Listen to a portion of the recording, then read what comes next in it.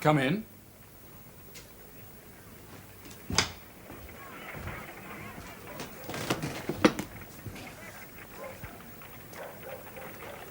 Elinor.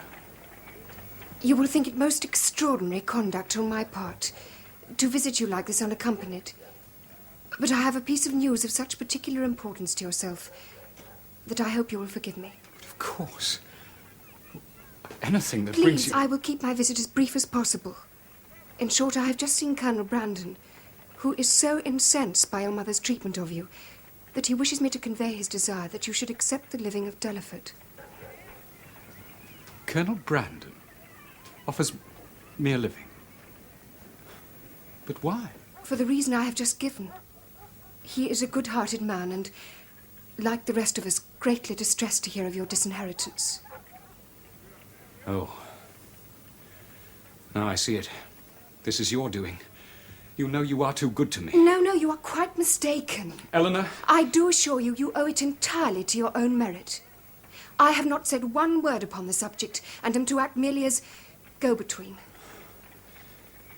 I was charged particularly to tell you that though the living is not a rich one, it is sufficient together with the house to make your marriage a possibility. The Colonel wished me to make that point perfectly clear. I see. Thank you. Now, having discharged my obligation, if you would excuse me. Look, don't go. May I wish you every happiness for the future. Yourself and, of course, Miss Steele. If you are so bent upon leaving, when may I hope to see you again? The likelihood of our meeting, again at any rate in the near future, is not very great. We leave London, all of us, tomorrow. We are to spend one night at the Palmer's house, Cleveland, on the way down. And then the next day, Marianne and I go alone to Barton Cottage. Barton Cottage. Goodbye, Edward. Elinor, I must say something. Please. You know, don't you, what my feelings really are? Don't say any more. I said goodbye, Edward.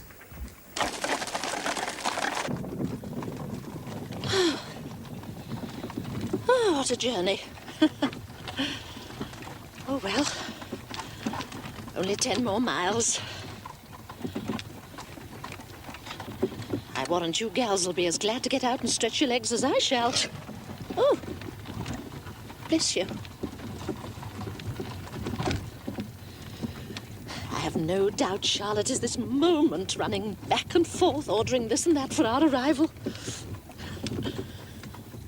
I only hope her excitement will not interfere with the supply of nourishment for the babe. Oh!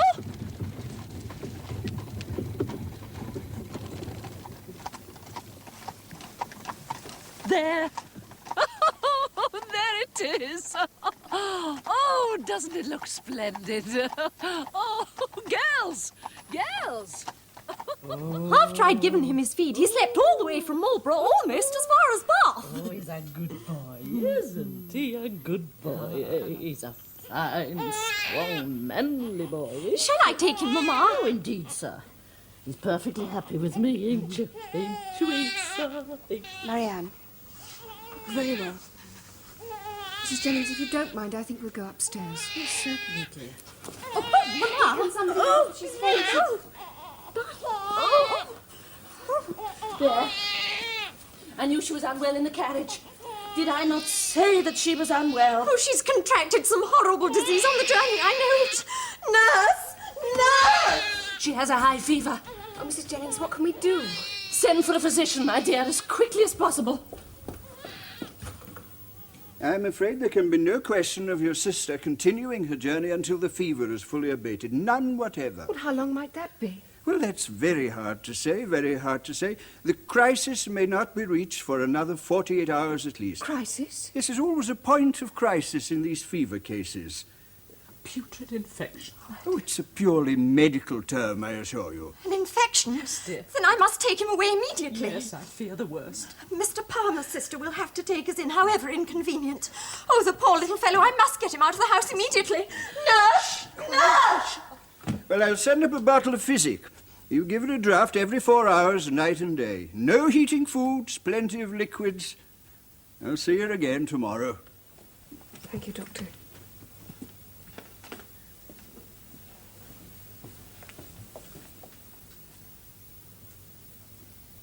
thank you. That one only need go upstairs. Oh, Colonel. Thank goodness you've come.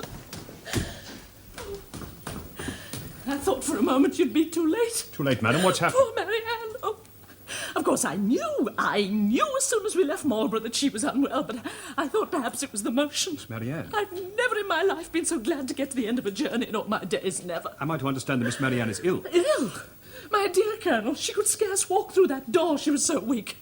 And if I had not been in time to support her, she would have fallen senseless to the ground. Good God, this is terrible. Poor child. A putrid infection, the doctor says, over her whole body. Never in the whole of his experience has he known of anything so rapid, never. The next 48 hours should tell the end of it one way or the other, that's what he says. This is deeply distressing, deeply distressing. Perhaps I should not encumber you with my presence here tonight. No, Colonel. No, don't go away and leave me, I entreat you. Madame, No, I need the presence of another calm, clear head such as yours. Oh, Colonel, just think. That poor child upstairs. Only this morning, laughing and joking, as merry as ever. And now...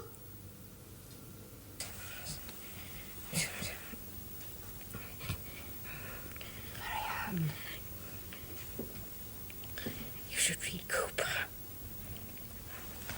What is it? What do you want? Nobody can claim to properly inform mind who's not read Cooper. You must go to sleep, Marianne. But you must not go round by London. I shall never see her again if she goes to London. Oh, Mrs. Jennings, thank goodness you've come.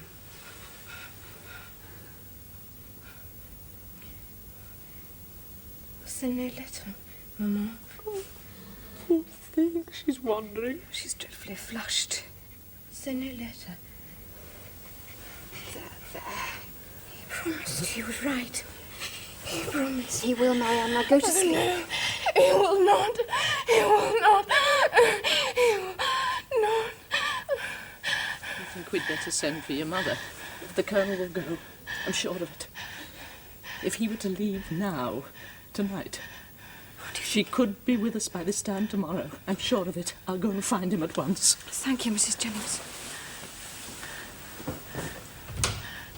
My coat, man, my travelling coat. Now, there's no time for that. Give it to me.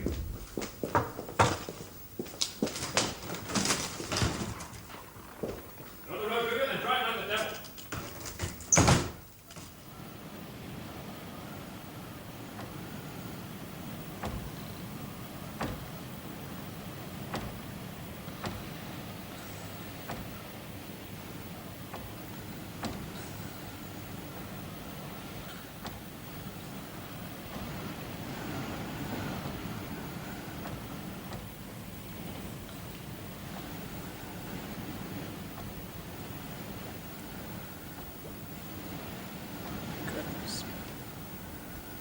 Is it 8 o'clock already? I'm a trifle early.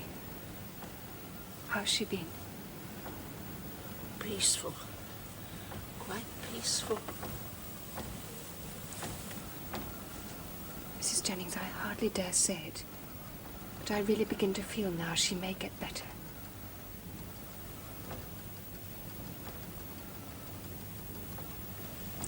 Elinor, my child, did you manage to get any sleep? Yes. Don't worry about me.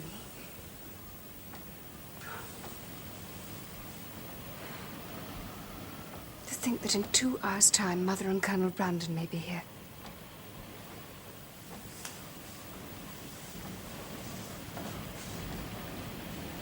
If only this dreadful weather doesn't delay them.